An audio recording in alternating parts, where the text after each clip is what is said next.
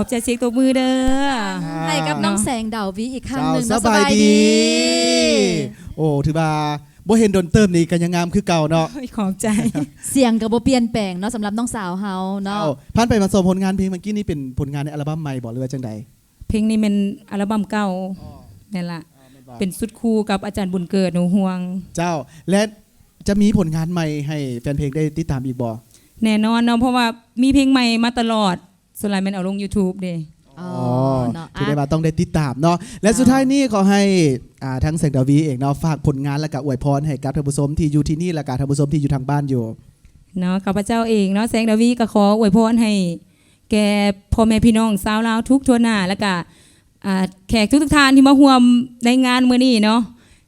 เนื่องในโอกาสปีใหม่นี่ก็ขอให้มีสุขภาพแข็งแรงอายุมั่นขวัญยืนทุกๆคนเด้อ